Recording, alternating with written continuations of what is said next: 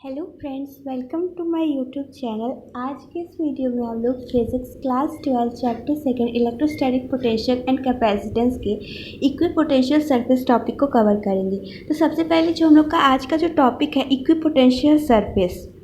अब नाम ही से क्लियर हो रहा है, इक्वी मतलब इक्वल, पोटेंशियल मतलब इलेक्ट्रोस्टैटिक पोटेंशियल और सरफेस यानी कि एक ऐसा सरफेस जिससे ये सरफेस एक कोई भी एक सरफेस एज्यूम कर लेते हैं। ये एक ऐसा सरफेस है जहाँ पे पोटेंशियल जो है वो इक्वल है, यानी कि इसका जो पोटेंशियल जो सबका रहेगा वो इक्वल रहेगा। ठीक, अब जब पोटेंशियल इक्वल रहेगा, अब फिर हम लोग जानते हैं कि एक होता है पोटेंशियल डिफरेंस। तो पोटेंशियल डिफरेंस क्या होता है? दो पोटेंशियल के बीच का डिफरेंस ही तो पोटेंशियल डिफरेंस, ऐसे भी तो मान सकते हैं हम लोग। तो यानी कि अगर इस पॉइंट पे पोटेंशियल, ये पॉइंट P है या फिर R मान लेते हैं, ये पॉइंट R है, यहाँ पे एक पोटेंशियल है, यहाँ पे पॉइंट S है। अगर R और S का पोटेंशियल इक्वल है तो इसका मतलब क्या हुआ? अगर R और S का पोटेंशियल डिफरेंस निकालेंगे तो ज़ीरो हो जाएगा। तो इससे ये कॉन्क्लूज़न निकला कि जो इक्विपोटेंशियल जो सरफेस होता है उसका जो पोटेंशियल डिफरेंस होता है वो क्या होता है? ज़ीरो होता है। और पोटेंशियल जो रहता है वो कांस्टेंट रहता है, यानी कि electrostatic potential is constant and electric field is normal to the surface. और एक ये भी बात होता है कि जो इलेक्ट्रिक फील्ड जो होता है वो सरफेस के नॉर्मल होता है, यानी कि अगर ये वाला सरफेस है तो इलेक्ट्रिक फील्ड ऐसे नॉर्मल ही जाएगा। अब ये नॉर्मल क्यों होता है? क्योंकि हम लोग जानते हैं कि जब इलेक्ट्रॉन जब फ्लो करते हैं, और इलेक्ट्रॉन किसकी तरफ फ्लो करते हैं? Negative to positive to negative की तरफ फ्लो करते हैं।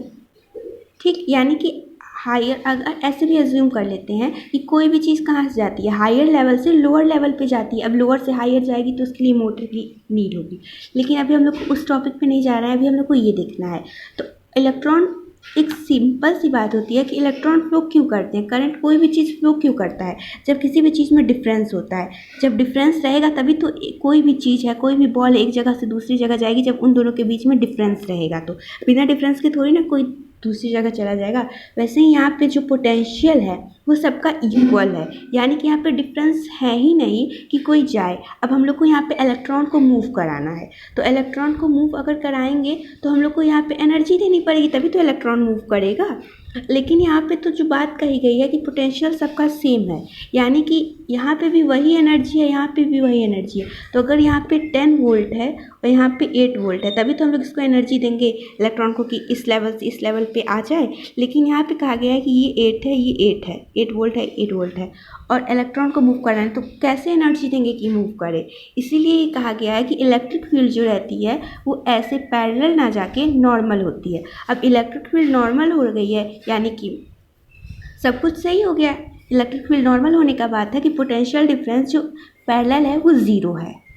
यही तो बात हुआ कि हम लोग को ऐसे अगर मूव कराना है, ये सरफेस है, इसके अगर ऐसे कोई चीज़ मूव करानी है, या फिर ऐसे या फिर लेफ़्ट राइट, तो हम लोग को एनर्जी देने की कोई नीड नहीं है, क्योंकि पोटेंशियल डिफरेंस ही ज़ीरो, सब लोग इक्विपोटेंशियल है। इसीलिए यहाँ पे इलेक्ट्रिक फील्ड जो है वो नॉर्मली माना गया कि ये इलेक्ट्रिक फील्ड जो है सरफेस के परपेंडिकुलर है। अगर यहाँ पे 3D की बात की गई है, इसीलिए यहाँ पे नॉर्मल का यूज़ किया गया है। Thank you.